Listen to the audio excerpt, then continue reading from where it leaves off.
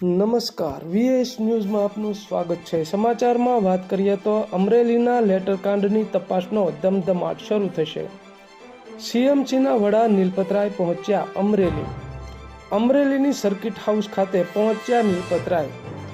Amreli SP, LCB સહિતના police કર્મીઓના લેવાઈ શકે છે નિવેદન।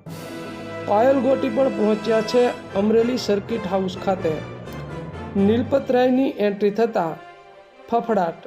પાયલ ગોટીને ન્યાય મુદ્દે આજથી નીલપતરાય અમરેલીમાં।